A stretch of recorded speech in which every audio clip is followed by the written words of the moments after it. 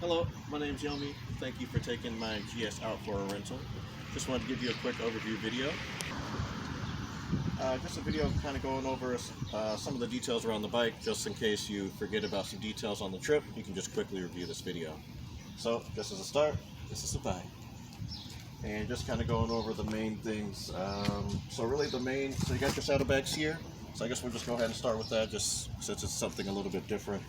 So, at least right now it's half locked, meaning you have two additional straps here if you just want a little bit more added security. So you just hook it in here, hook in here.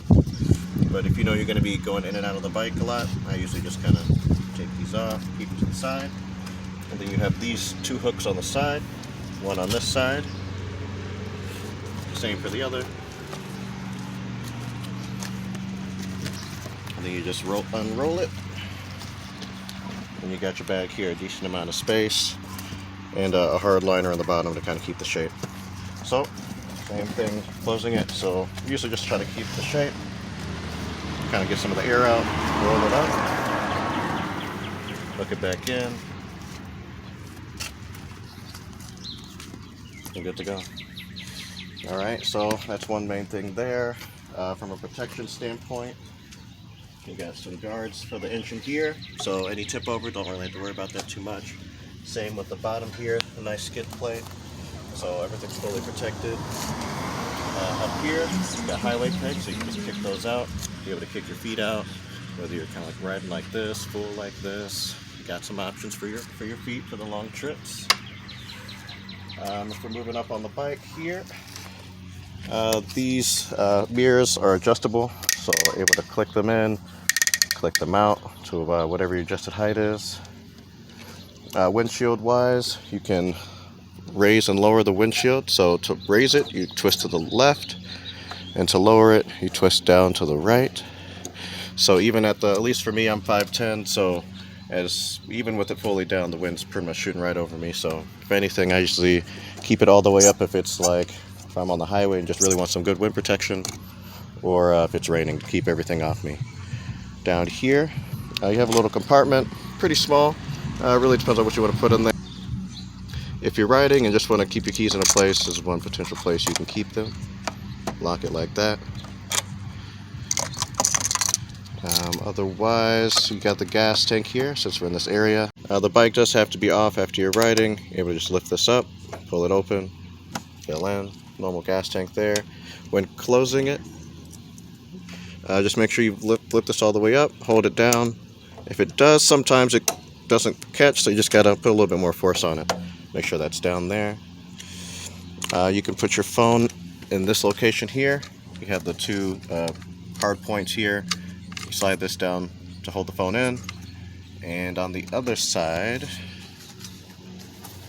you have two USB ports, one here, and you undo this one, you got a second one here. So to charge your phone, charge whatever you need. This goes right back in there. Okay, so moving to the front of the bike. Nothing too crazy here. We have a headlight protector. So this is really going to keep the headlight clean, protected from rocks or anything, so don't really need to mess with anything there. This side of the bike, nothing too different from the other side of the bike.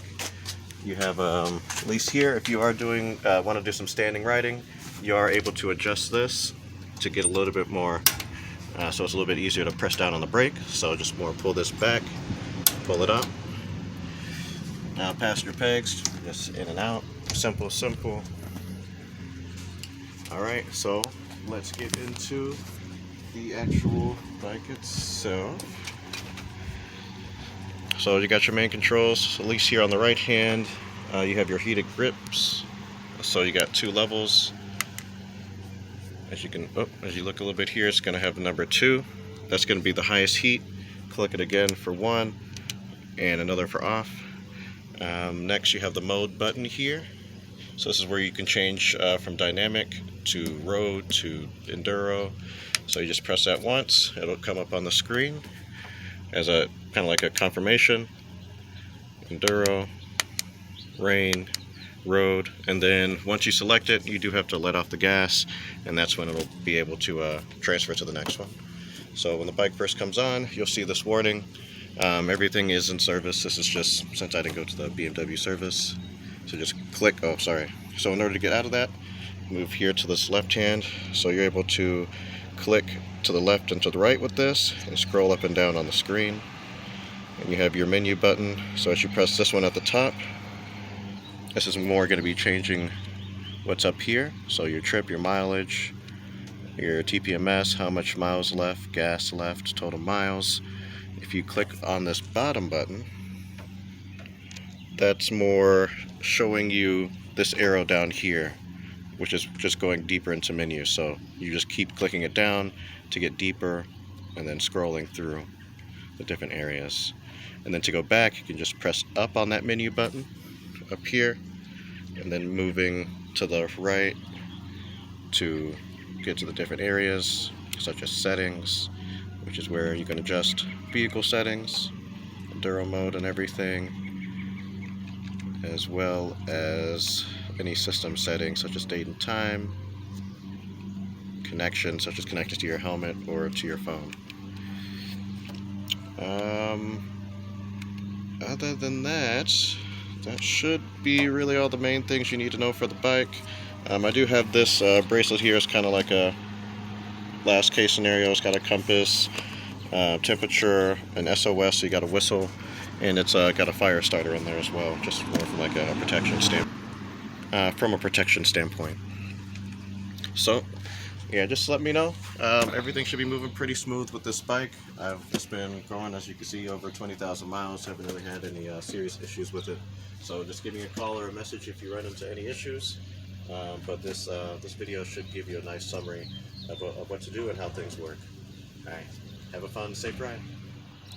Hey, just wanted to show you how to put the kickstand up and down, just in case you wanted to do that on the trail or just make the bike look a little bit cooler when you're parked.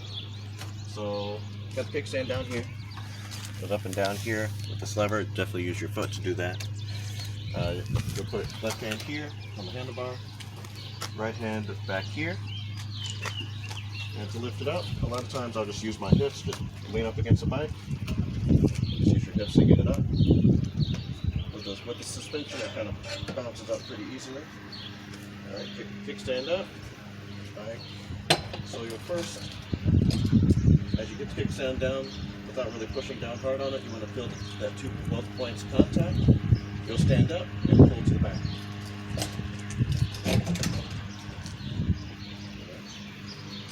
So that's what it will look like. The back wheel slightly off the ground. So a nice stable look. And then to pretty much get it back off, hold the same 2 points. And just rock forward. Right on.